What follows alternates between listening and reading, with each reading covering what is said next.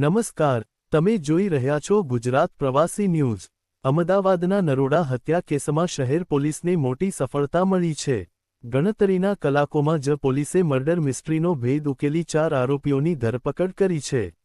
1000મી વધુ CCTV footage, technical surveillance અને human ઇન્ટેલિજન્સના આધારે પોલીસે મુખ્ય આરોપી વિશાલ બારોટ સહિત 4 શખ્સોને ઝડપી પાડ્યા છે, જ્યારે એક આરોપી હજુ ફરાર છે અને તેની શોધખોળ ચાલુ છે।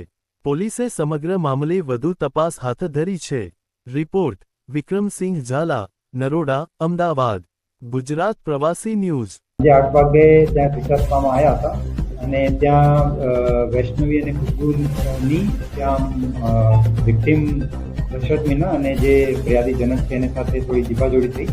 વિશાલને એવું બીક લાગી કે એની ગર્લફ્રેન્ડ વૈષ્ણવી જોડે આ મરણ જનારે જીવાજોડી કરી છે, તો એની કાર રાખીને એ પોતાના 4 મિત્રો સાથે રાત્રે આવીને મારપીટ કરી।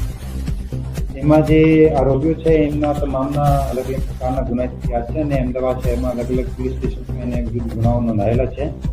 એમાં જે કિશન ચુનારા ઉપર પ્રોહિબિશનનો ગુના છે અને ચોરીનો પણ ગુનાઓ છે।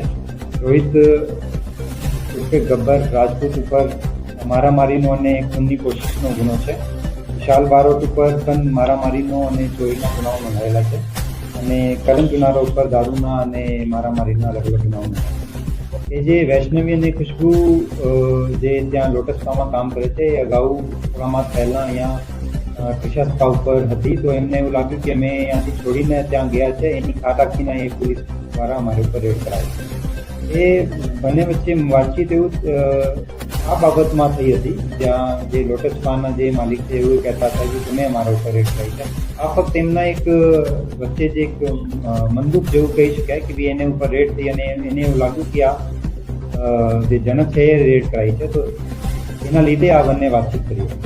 આ મોટા ભાગે કહી શકાય કે ભાઈ એને ઉપર આ રેડ થઈ અને એક શંકા લાગી કે એ જનક કર્યું છે અને એને કારણે એક બનાવ બન્યું, પણ જે મર્ડરનો મોટિવ મુખ્ય રૂપે આ નથી। મર્ડરનો મોટિવ જે છે એ જ્યારે આ જીબાજોડી થઈ અને વિશાલને એવું લાગ્યું કે એની ગર્લફ્રેન્ડ વૈષ્ણવી જોડે જીબાજોડી થઈ છે, એને કારણે આ એને હત્યાનો પ્રયાસ કર્યો। આ તમામ જે કાર્યરત પાસે એની ઉપર જાહેરનામા મુજબ આ તમામને રજીસ્ટ્રેશન પણ કરાવવાનું છે અને એને સમયાંતરે પોલીસ અટક કરી છે, સમયાંતરે કેસો પણ કરે છે। આ જનક એ વખત જ્યારે આ 5 લોકો આવ્યા તો ટીશા સ્પામાં ત્યાં દશરથ મીના જે વિક્ટિમ છે એ હાજર હતો અને એને સાથે મારપીટ કરી। એ વખતે જનક એ જગ્યા ઉપર હાજર ન હતો, જેને કારણે એને સાથે એ વખતે કોઈ બનાવ નથી।